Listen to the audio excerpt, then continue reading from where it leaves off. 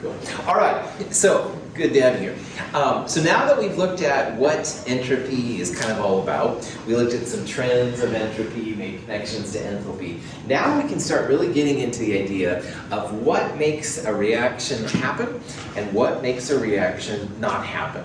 Now, when I say happen and not happen, I'm really meaning if it's more probable or less probable, which means there'll always be exceptions, blah, blah, blah.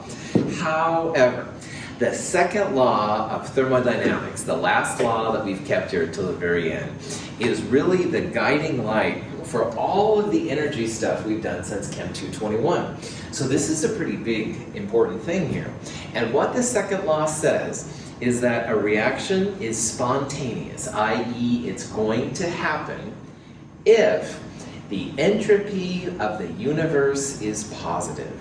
Now, here's the equation. Delta S of the universe equals delta S of the system plus delta S of the surroundings. And if your value, you can calculate this stuff and we'll do it a little bit.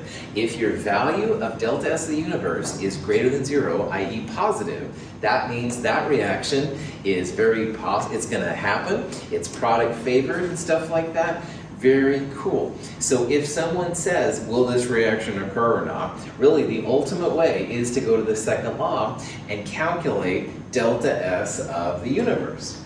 So what you would do here is you'd first calculate the entropy by the matter dispersal. Technically, that's delta S of the system. But what it really is, that's delta S product minus delta S reactants, that thing we just went through. That's pretty easy to do, all right? You just look at those tables, put in the appropriate chemicals, you're good to go. You also need the delta S of the surroundings. So we talked about how matter dispersal and energy dispersal are the two important parts. Delta S of the surroundings is really a measure of energy being dispersed.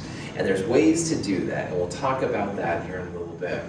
But if you calculate delta S of the system and you add it to delta S of the surroundings and you get a positive number, that reaction should occur. That's the product favored kind of things we're after. If its delta S is negative, then it's not as likely to occur. My marriage, I told you, was dead for years. I don't know why. Oh yes, I do. It's the second law of thermodynamics. Sooner or later, everything turns to shit. That's my phrasing, not the Encyclopedia Britannica. Now that's from Husbands and Wives, Woody Allen movie, which I kind of like. But anyway, I apologize for the bad word if that offends anyone. But anyway, what she was saying right there is the delta S of the universe, if it's positive, then that means you have more disorder, all right? And if you think about the S stuff connotation, right? You eat something, it comes out of our body as the S, all right? So that's kind of not as cool as the food that goes in. So in one way, if you think about this long enough, delta S of the universe is basically a measure of how things are getting more distributed. They're not as concentrated. You no longer have the caffeine, you have the distributed carbon dioxide and water, whatever comes from it. So second law of thermodynamics, there's a lot of philosophical implications. And this is something you can think about over time, because entropy, again, is a measure of disorder, all right? Like how much messiness, how much S is left at the end and stuff. So I apologize again for that video a little bit, but it is kind of relevant stuff in what we're talking about. When we dissolve ammonium nitrate in water, the dissolution is an endothermic process. The temperature of the solution decreases over the course of the reaction. The reaction, though not favored energetically, is favored by entropy. It is said to be entropy-driven. As the ammonium nitrate dissolves, the entropy of the system increases. At the same time, the surroundings lose energy and experience a decrease in entropy. The increase in system entropy, however, is greater than the decrease in the surroundings entropy. Thus, the total entropy, the sum of the entropy changes in the system and surroundings, increases as demanded by the second law of thermodynamics. So going back to the somewhat boring ammonium nitrate dissolving in water example, woohoo! What is kind of cool though is that we saw it happen. We saw the solid dissolve, the solid went away, all right? If something happens, that means the delta S of the universe is positive, all right? Delta S of the universe has to be positive for anything to happen. Now, delta S of the surroundings is related to the enthalpy. And enthalpy here was certainly not happy with this reaction. So this value is not contributing to a positive delta S of the universe. On the other hand, you have solid ammonium nitrate breaking up into ammonium ions and nitrate ions. So very concentrated solid to distributive ions. That's going to be an increase in entropy, and we would call that the entropy of the system, the part we're studying. So in this reaction, the delta S of the system must be larger than the delta S of the surroundings.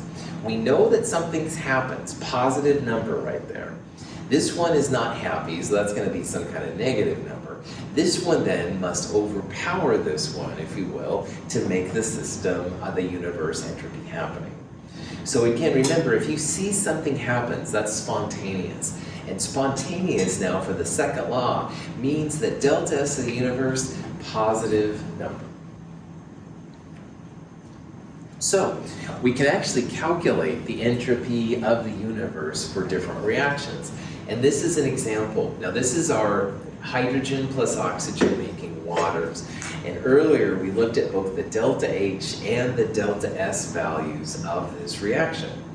Now, the delta S of the system, that was products minus reactants. So we took 2 liquid waters and we subtracted 2 gaseous hydrogens and a gaseous oxygen. And we talked about how the overall delta S was negative because you've got gases going to liquids, which is an entropy favored. We also have 3 moles going to 2 moles. That's more ordered, all right? That's not good. So for all of these reasons, delta S of the system was a negative number. Now, we're going to see in a little bit that the delta S of the surroundings is really equal to the heat transferred at a particular temperature. So for this particular reaction, it's minus delta H over the temperature. So earlier we saw how the temperature for this particular reaction, that delta H of this reaction, was negative 571. And that came from products minus reactants. So we looked up the individual waters and these two are both 0. We had a very exothermic reaction, blah, blah, blah. So we found earlier that the delta H was this number. Now we have delta H, we can put it up here to find delta S of the surroundings. I'm going to turn kilojoules into joules to make it work with our delta S value. You could leave it in kilojoules, like Moses said, that wouldn't be a big deal. Divide by the Kelvin temperature. Delta S of the surroundings, positive 1917.5 joules per Kelvin. So this is the delta S of the system, which is just products minus reactants. Delta S of the surroundings is essentially minus delta H over Kelvin temperature. So you get this number right here. And then finally, using this delta S of the surroundings and the delta S of the system, we can calculate the delta S of the universe. Because remember, the universe is just the system plus the surroundings. So if you add negative 326.9 to positive 1917.5, you're going to get a positive number. Delta S of the universe is positive. And that means then that this reaction is going to occur. If you have a positive number right there, that tells you that you're going to have a reaction. It's going to be spontaneous. And this is really good because I've been using this example since Chem 221 on you. So if I wasn't doing it, I shouldn't have been using it if it wasn't going to happen. This is going to be what you see, and this is going to be talking about the thermodynamics of it. A balloon filled with hydrogen and surrounded by air represents a potential chemical reaction. To initiate the reaction, we need to ignite the balloon. The hydrogen will combine with oxygen in the air to form water in gaseous form, releasing considerable energy in the process. At the molecular scale, the molecules of gaseous hydrogen, H2, and oxygen, O2, combine to produce H2O, Water, generating heat and light. In the combustion of hydrogen and oxygen, the entropy of the atoms in the sample, or system, decreases. This decrease occurs in concert with the transfer of thermal energy to the surroundings, leading to an increase in the entropy of the surroundings. The entropy increase for the surroundings is greater than the decrease for the sample, so the net change in entropy is upward. Making water from hydrogen and oxygen is what got the space shuttle into orbit, all right? They had some tanks of hydrogen and oxygen, they combined, it gives off a lot of energy, and that's what allowed that to happen. So we know that this reaction happens for that reason. You can also see it. If you light a match with some hydrogen gas, boom, it makes water pretty readily. But now what we can do is analyze it with our thermodynamic hats on, if you will. We're looking for the value of delta S of the universe. And if that number is positive, the reaction occurs. If that number is negative, the reaction does not occur. Now to get this, we needed first the delta S of the system. That's delta S products minus delta S reactants. And that came out to be a negative number. And what the negative number here means is that this delta S doesn't want this reaction to occur, all right? And we talked about how 3 moles going to 2 moles, gases going to liquids. None of those reasons make entropy happy here. Entropy is really unhappy.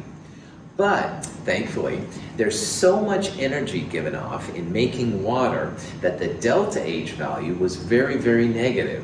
And we saw that when you go delta S to the surroundings, you take the opposite of delta H, divide by T, whatever, you end up with a very positive number. So what this says is that the surroundings loves this reaction. The enthalpy energy that's distributed is like surrounded by all the water molecules and whoever knows what else is around. Lot of chaos from this reaction happening. So system says, I don't want this to go. Surrounding says, I want this to go. And they kind of fight it out, but because the surroundings is a bigger number than the other one is negative, all right, topics, I know, really stupid. I should get a real job, I guess. But anyway, in this case, the positive 1917 is bigger than the negative 326, so you end up with a positive number. And that means this reaction will occur, all right? Thermodynamics says, yes, I'm in favor of this reaction. My entropy of the universe has been increased. We're good to go. So what you've just seen here is a way to analyze a reaction and tell if a reaction will occur or won't occur. And at the end of the day, you look for the value of delta S of the universe. And if it's positive, that means the reaction is going to occur. If it's negative, that means the reaction won't occur. Any questions on that? Okay. So the question here is which one should have the largest positive entropy change? Okay, and again, for these kind of reactions, what we want to do is look at phases, we want to look at moles of things. This first one here, we have 2 moles of gas going to 1 plus 1, 2 moles of gas. 2 moles of gas to 2 moles of gas are about the same, all right? So there shouldn't be a huge increase or decrease in entropy there. They should be about the same. Now the next one, a gas going to a liquid, that won't be an increase in entropy. That should be a decrease. Gases all over the place, down to more concentrated liquids, always entropy disfavored. That doesn't look good. Same thing for the last one here, a liquid going to a solid. Liquids are more distributed than solids, which are very concentrated. So B and C, I would predict, would have a decrease in entropy. This might be about the same. But if you look at this crazy one carefully, 9 moles of gas are created. And over here, we have 7.5 moles of gas, all right? Like 16 over 2 is 8, so 1 less than that would be 7.5. So 7.5 moles of gas in a liquid going to 9 moles of gas, that's a lot more moles of gas on the product side than the reactant side. So that seems encouraging. And also, we have 9 moles of product and 7.5 plus 1, 8.5 moles of reactant. And anytime you have more moles of product than you have moles of reactant, that's another way to tell you've got an increase in entropy.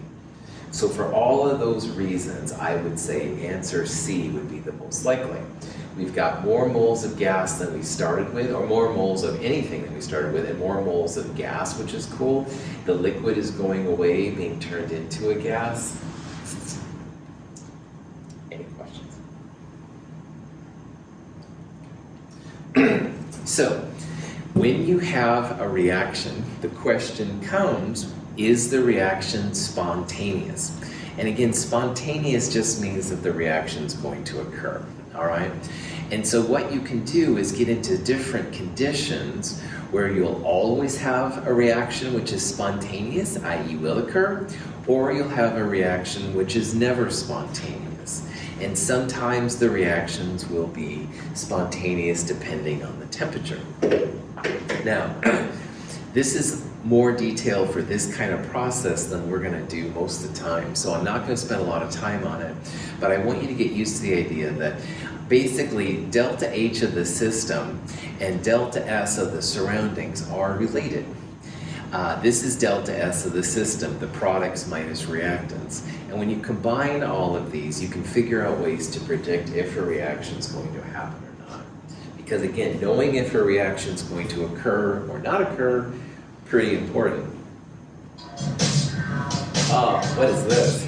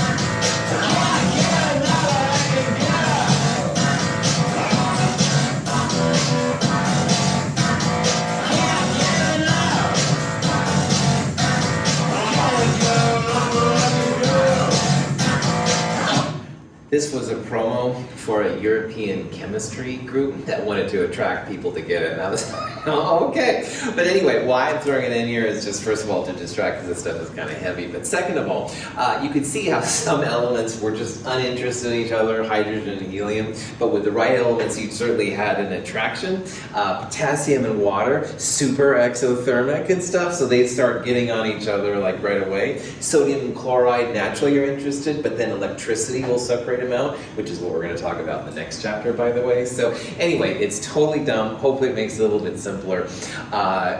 Gives you at least a little bit of a weird smile and stuff like that. But what we're going to do now is look, instead of looking at delta S of the universe and stuff, let's talk about the real method that most chemists use to figure out if a reaction is going to occur or not. And Gibbs was one of the first great American PhD scientists. Lewis was the other one. Lewis and Gibbs are seen as some of the big American people that really put chemistry on the map for America. And he looked at the delta S equation from the second law of thermodynamics and thought, that is way too complicated. And people were already using enthalpy, delta H, to figure out if a reaction was exothermic or endothermic. So what he did is he remembered that, well, delta S of the surroundings, like we saw, is equal to negative delta H over T. And people had values of delta H already. He wanted to figure out a way to correlate it with some kind of spontaneous marker. So this equation is pretty ugly to look at. So what he did is he multiplied everything through by negative T. So if you do that, negative T times this is just delta H. And negative 2 times that minus T delta S. And then he ended up on the left side with minus T times delta S of the universe. And through a long series of results, some of them political, they renamed negative T times delta S as delta G. And delta G stands for what's called the Gibbs Free Energy. All right, it's called Gibbs energy, sometimes just free energy. Gibbs Free Energy is the full thing. G was named after him. And you can relate a delta G back to delta S of the universe. We saw that if delta S of the universe was positive, that was a spontaneous reaction. Well, because of the negative sign right there, delta G equals minus T, we're going to be looking for negative delta G values. And negative delta G values are spontaneous. And most of the time in chemistry, this is how people calculate spontaneity for a reaction. They don't usually use delta S of the universe because it's kind of awkward. So, what we have here now is an alternative to delta S of the universe. And delta G, Gibbs free energy, is what most chemists use to figure out if a reaction will occur or not occur. And if you look on that thermodynamic chart from problem set 5, you've got an enthalpy delta H column, you've got an entropy S column, and the third column will be delta G, the Gibbs free energy. So all of these are going to be really helpful to us. Gibbs free energy is a combination of enthalpy and entropy at a given temperature. And there's a lot of really cool things you can do with delta G. Any questions on any of this? So, Gibbs free energy is really just a relationship between the energy of the system and the energy lost in disordering the system. So this is like an energy value, the energy dispersal. This part is the matter dispersal part. It's just a different way of packaging it, if you will, and promoting it to different scientists. If you have a negative delta H, then that would be a negative number right there. And a negative number minus T, which is always positive, and a positive number, an entropy increase, negative times a positive is negative. You'll have two negatives together. You're always going to get a negative delta G. So let me write down what that exactly is here. Delta G, delta H, delta S. I'll even put delta S over here. If you have a delta H which is negative and a delta S which is positive, because of delta G equals delta H minus T delta S, you'll have this number which is negative minus a number which is positive. So it's like minus a number minus another number. Your delta G will always be negative. And a negative delta G is related to a positive delta S in the universe. So, in what we're going to be doing, anytime you see a negative delta G, those are the reactions which will occur, all right? And a negative delta G is like a positive delta S. To be honest, people don't usually use positive delta S in chemistry. They usually use these delta Gs. So we're always looking for if delta G is negative, because negative means that reaction's going to go. That's going to be spontaneous. That also means you have a product favored, so all our equilibrium constants that were greater than 1, those have negative delta G values. Those reactions are going to go. Now, conversely, if you have a reaction which is endothermic, which is the positive delta H, and a decrease in entropy, so your delta S is negative, well, then you have a positive, and a negative times a negative is a positive. So if you have positive and positive, then that means the reaction is non-spontaneous. So in this case, you have a positive delta H, a negative delta S. Your delta G will always be positive. And by the way, negative means spontaneous, and positive means non-spontaneous. And that means delta S is negative. Now remember, Spontaneous means you see something happen, all right? So we mix chemicals together, a color change, a gas occurs, explosions, whatever. Those are the spontaneous ones. And anytime you see something happens, that means now with our delta G understanding, you're gonna have a negative value for delta G. It might come from an exothermic delta H and an increase in entropy. We'll see it's a little bit more complicated than that. That's the possible ideas. On the other hand, you mix two chemicals together and nothing happens, all right? Well, that could be if you don't see anything happens, that's gonna be non-spontaneous. That means your delta G is gonna be positive. And a positive delta G can come from an endothermic reaction and a decrease in entropy. These reactions are very hard to get them happening. They just never go. So, punchline, delta G is negative, that reaction's gonna go. Positive delta G, that reaction's not gonna go. Any questions?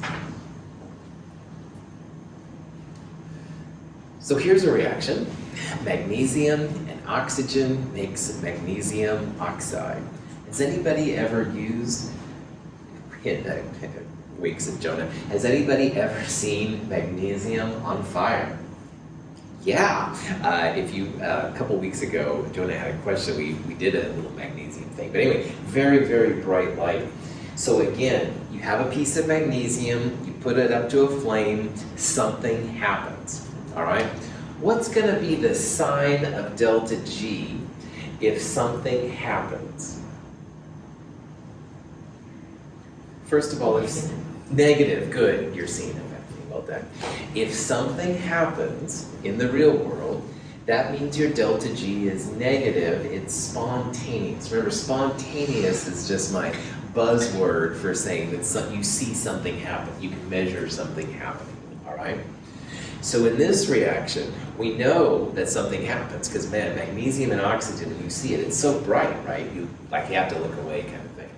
Well, delta H is negative, all right, good.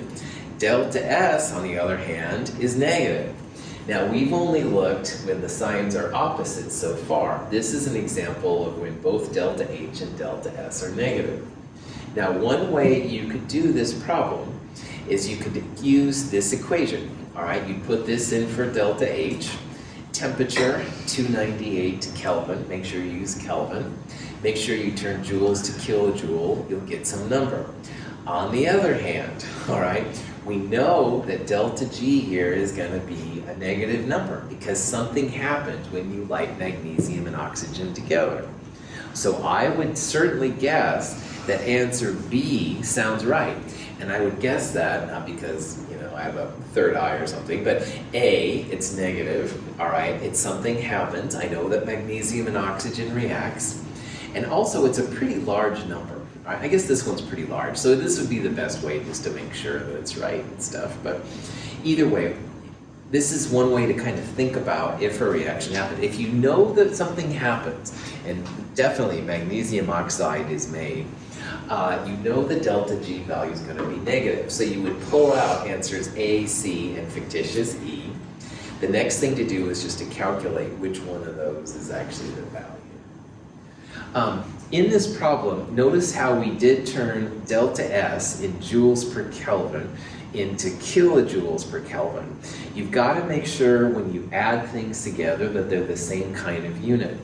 Delta H is often in kilojoules and S is often in joules. You can leave them both in joules if you'd rather, either way is fine, but make sure you add joules and joules or kilojoules and kilojoules, but don't add kilojoules and joules together. Any questions? Okay, so this is kind of a summary of the combinations you can have with enthalpy and entropy. And again, we've looked at, since Chem 221, a whole bunch of different ways to see what enthalpy is. Products minus reactants is going to be our big one, all right? Delta S values will also be products minus reactants, all right, but we'll use the entropy table. If you have an exothermic negative delta H and a positive delta S, your delta G will always be negative. That means spontaneous all the time, all right? We'll call those product favored. If it was an equilibrium constant, you'd have a K greater than 1. That's always going to happen if it's exothermic and an increase in entropy. On the other hand, like I talked about up here on the board in a cheesier method, an endothermic reaction has a positive delta H, and a negative delta S would be a decrease in entropy. Those will always create a positive delta G, a non-spontaneous, i.e. probably won't happen, reaction. And those would be considered reactant favored. Now, the last two examples here are when you have both of them with the same sign. And in the problem we just did with magnesium, it had an exothermic delta H and a decrease in entropy. They were both negative numbers. When it comes to delta G, the temperature plays a big factor. And at certain values, delta H will be more powerful than delta S. But if temperature gets large enough, then temperature times delta S will overpower delta H. So these last two, to figure out what delta G is going to be, we need to know the temperature. All right. At some temperatures, delta G will be negative, and at some temperatures, the delta G will be positive. So we'll look at some examples of that here coming up. But these are the rules that scientists, the chemists use to really figure out if a reaction will occur or if it won't occur. And again, if you get a negative delta G, that reaction is going to happen. Product favored, you're good to go. If you get a positive delta G, then those reactions won't happen. Those are non-spontaneous. And we always use enthalpy and entropy to figure out what delta G is, well, most of the time anyway. These two cases, we need to know the temperature to see what's going to happen. Any questions?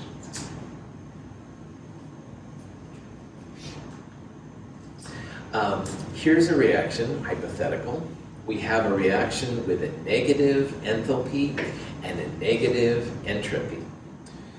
Now, negative enthalpy.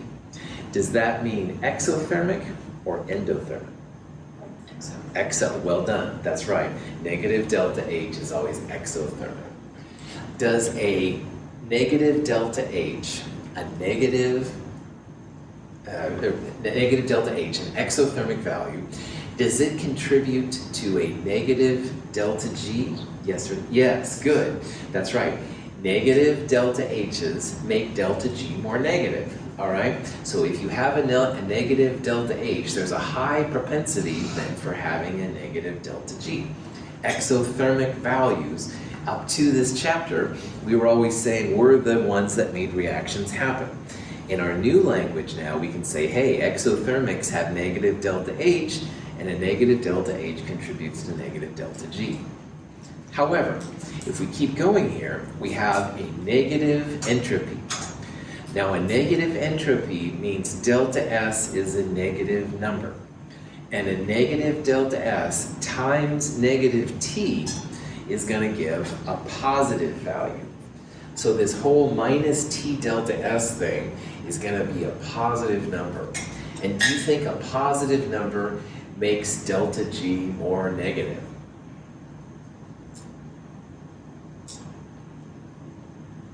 Seeing both ways. That's good. I'm glad. Good. All right.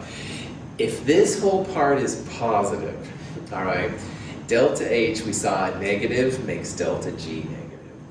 If T delta S is all positive, then that's going to make delta G more positive too. So we want, if you have a negative delta S, negative entropy, this whole minus T delta S part becomes more positive. So this is more negative, but this part is more positive, and you want them both to be negative. So in this case, we can't say that it will for sure be spontaneous. We can't say that it's for sure going to be non-spontaneous. But what we can say is that when delta H is larger than delta S, the reaction will be spontaneous. But if delta S becomes more powerful than delta H, it won't be spontaneous. So in this reaction, low temperatures, all right, low temperatures would be small values of T. And a low small number times delta S makes this whole part smaller than delta H.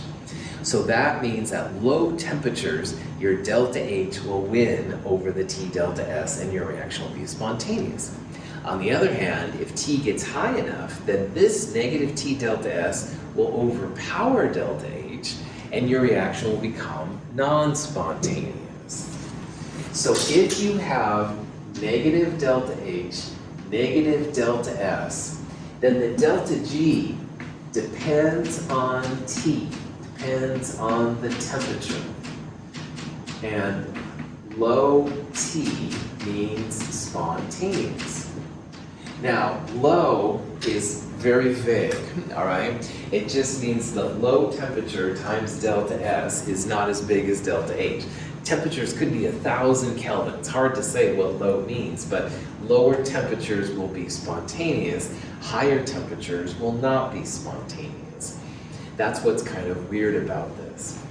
The opposite happens if you have both positive numbers. Because now a positive delta S times negative T makes it negative. So this one also depends on T, temperature, and on these, high temperatures are spontaneous. So let me clean this up a little bit. Bam, bam, bam. So what we're looking at here are conditions of delta H and delta S that make the reaction occur spontaneous or not occur non-spontaneous. If delta H is negative, delta S is positive, delta G is spontaneous all the time. If delta H is positive, delta S is negative, this is going to be non-spontaneous all the time, which means it probably won't happen. On the other hand, if both of them are negative, then lower temperatures will be spontaneous and higher temperatures will be non-spontaneous. On the other hand, if they're both positive, the math works out that the higher temperatures will be spontaneous and the lower temperatures will be non-spontaneous. So these last two sets of conditions, temperature plays a big factor. And this is important. If Moses and I say, hey man, we want to do this reaction, but oh man, delta H and delta S are both positive, well, if we really want this to go, we're going to need higher temperatures to make it happen. And maybe there's an economic reason why we pump the temperature up a lot. On the other hand, if you're just studying something and you want it to occur, but it doesn't happen, maybe you're in this kind of sense of condition, which is tough. Any questions? All right. So when you calculate delta G, all right, the classic way, and we'll do this in problem set 5, is to find delta H and delta S separately, and then use the Gibbs equation, which is this thing right here, to find delta G. So to do that, delta H would be delta H products minus delta H reactants. Delta S would be delta S products minus delta S reactants. You combine those values right there. When you do that, make sure that S and H are the same kind of unit. Delta S is usually joules, delta H is usually kilojoules. So convert delta S to kilojoules or the other way. Also make sure you use a Kelvin temperature to know what it is. But then you'll get delta G, and you can say, hey, if negative, that means it's going to happen. If it's positive, it means it's not going to happen. If you have a table of delta G values, which you will in problem set 5 in that thermodynamic value, you might have all the delta G values to do delta G products minus delta G reactants. This is the value of that third column in the table of thermodynamics. If you have all the values, then you can do delta G products minus delta G reactants, just like you did for delta H and delta S earlier. This is obviously a time saver. Delta G values aren't always as available as delta H and delta S, but if you do happen to have it, you should be good to go.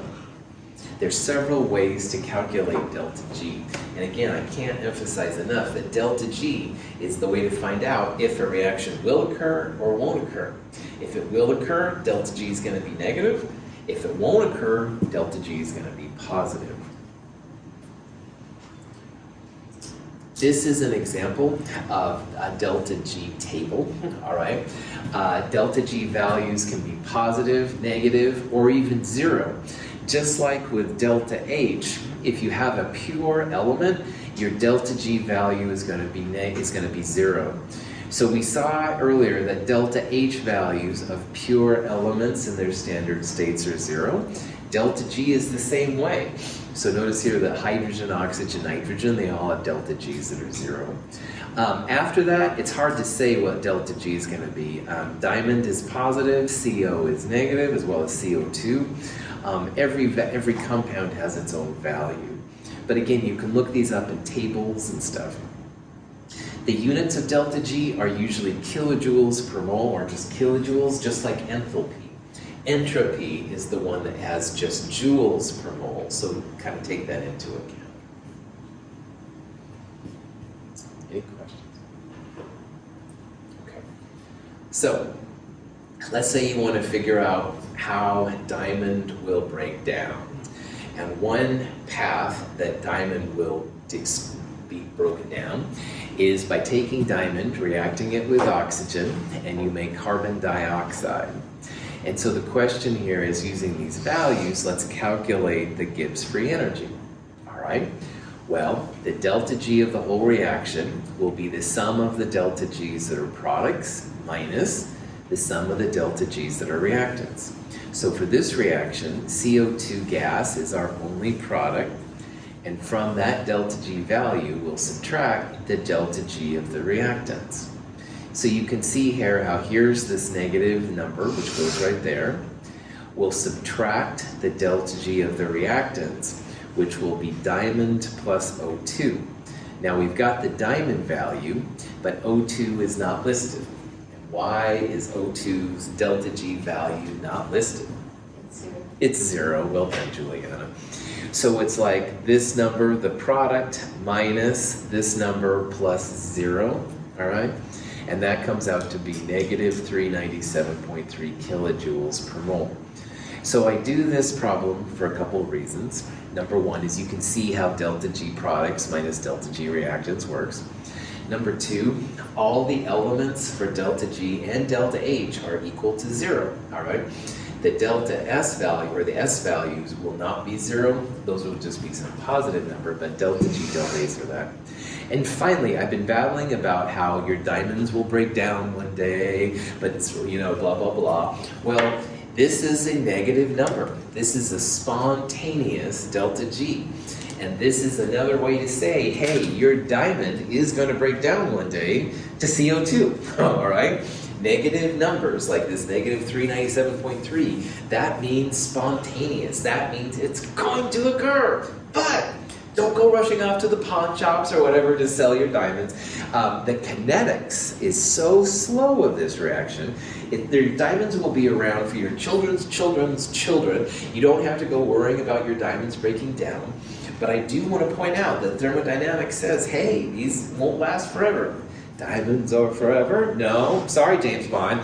Diamonds are not forever. They're for many generations, but they're not going to be around forever. Kinetics, thermodynamics. Questions?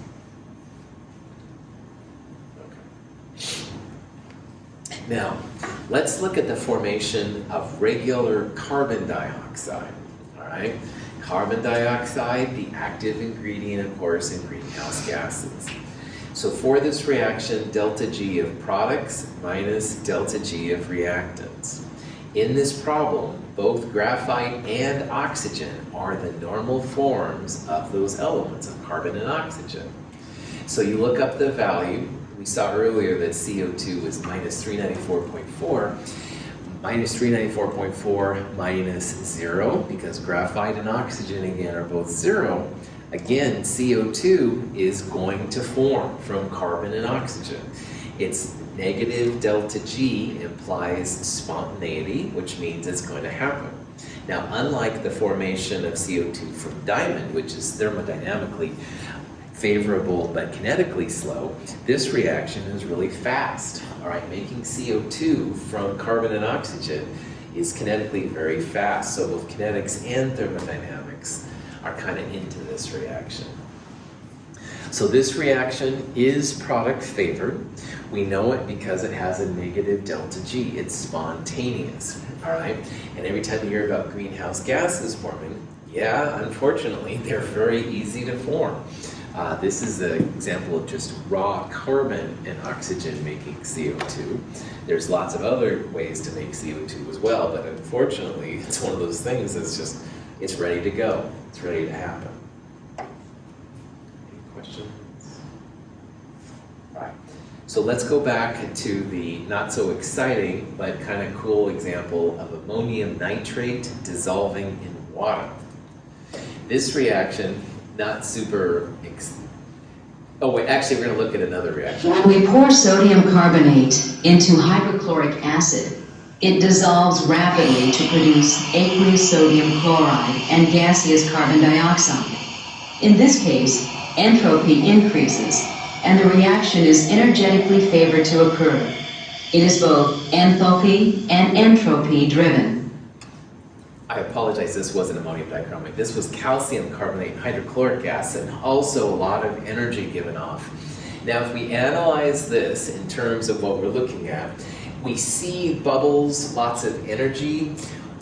Is delta H here, do you think it's going to be exothermic or endothermic?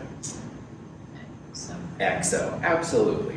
If you see bubbles and stuff happening and stuff like that, that almost always means exothermic. Energy's being given off. That means your delta H is negative. Now, on the other hand, we're taking a solid, putting it in with a solution, lots of bubbles being made, gases. What do you think the sign is of delta S for this reaction? You can remember gas is being made. Positive. No. Thank you, Bethany, for participating in my stupid example. Yeah, right on. If you see a gas, bubbles and stuff like that, anytime you see bubbles being made, that means lots of gases coming out. Entropy loves gases, all right? Doesn't like solids. Solids are the least favorite, all right? Solutions are kind of in the middle, but man, if you make gases, that's going to happen. So by just the presence of gases being made, we can predict here that delta S is going to be positive. So look at these terms right here, enthalpy driven and entropy driven. Enthalpy driven means that delta H is negative. A negative delta H contributes to a negative delta G. So if you see a reaction where lots of energy comes off, that means you're going to be exothermic, your delta H is negative, and that also means that this reaction is enthalpy driven, all right? So when I use the term enthalpy driven, that just means that delta H is negative, energy is given off, and that contributes to spontaneity. This reaction, because gas is being produced and entropy loves making gases, this reaction is also entropy driven. So entropy driven means that delta S is a positive number, all right? Entropy driven means that entropy is contributing to the spontaneity of the reaction, i.e. positive delta S helps make negative delta G. So if you have a positive delta S, that means you have an entropy driven reaction. This particular reaction, calcium carbonate and HCl, is both enthalpy driven and entropy driven. It has a negative delta H when you calculate it. It'll have a positive delta S when you calculate it. So this reaction, enthalpy and entropy driven, is always going to be spontaneous. This reaction will be spontaneous at any temperature you might have. Any questions on that? Okay. Not all reactions, though, have both enthalpy and entropy driven components, all right? This one is definitely an exception. We've got tons and tons of things helping it out. Here's an example of taking acetylene. Now, acetylene is what people use when they weld, all right? And if you've ever seen someone weld, you're not supposed to look at it directly, but I sneak a peek. Anyway, very, very bright, all right?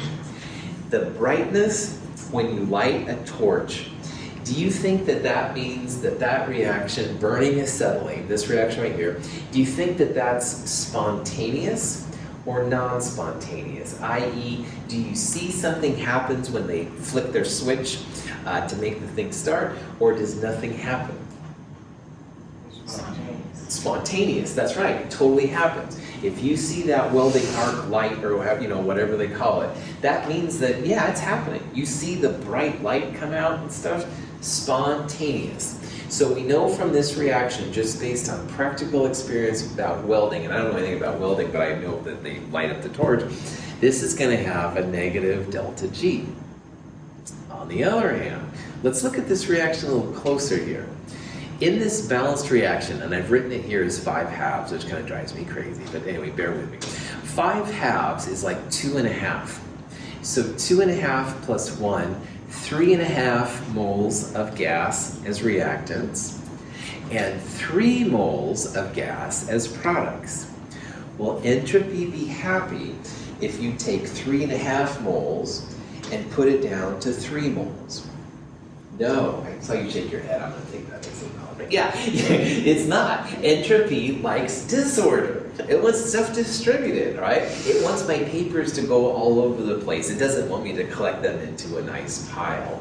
Entropy likes there to be more moles on the product side than there are the reactant side. That's the disorder. So in this reaction, all right, we're going to predict, because you see the torch light up, all right, that energy is being given off. And if you calculate the enthalpy here, the enthalpy of formation, products minus reactants, oh yeah, it comes out to be super negative. Lot of energy given off when people use acetylene for welding.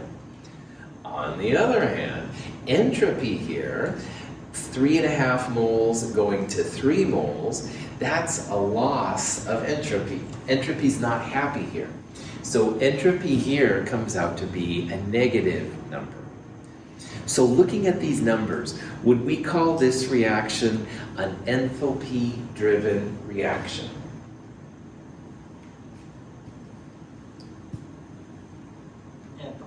Enthalpy. Well done. Negative delta H means that it's going to contribute to a negative delta G. This is an enthalpy-driven reaction. If delta S is negative, will this be an entropy-driven reaction? Does it make delta G want to be negative if delta S is positive? No. Positive delta S makes delta G negative. This is a negative delta S, and negative delta S makes delta G want to be positive. So this reaction we would call enthalpy driven, but it's not entropy driven. And all we're doing is looking at the signs, all right? Negative delta H, enthalpy driven. Positive delta S, entropy driven. But if delta S is negative, that is not an entropy driven reaction. Any questions on that? Okay, so once you have these values, delta H products minus delta H reactants to get this number, delta S products minus delta S reactants to get that number right there. Then you can plug it in to delta G. Delta G equals delta H minus T delta S. Quick reminder, use kilojoules and kilojoules or joules and joules. Don't use kilojoules and joules. That's the only one weird thing about this. We're assuming it's at standard temperature, which is 298 Kelvin. Overall delta G, negative. Negative delta G means this reaction is spontaneous. It's going to occur, all right? But it's only going to occur because delta H wanted it to happen. Delta S did not want it to happen. That's why we're going to call this reaction enthalpy driven. Delta H is negative, that means it's enthalpy driven. If delta S would have been a positive number, we would have called it entropy driven. but delta S here is negative. Entropy didn't want this reaction to go down. So because the temperature term was low enough, all right, both delta H and delta S are negative. Because the temperature was low enough, the overall reaction here is spontaneous. You get a negative delta G. So this reaction will occur. Any questions? All right, let's take a break. It's about 10:55, about 11 o'clock or so. We'll start back up.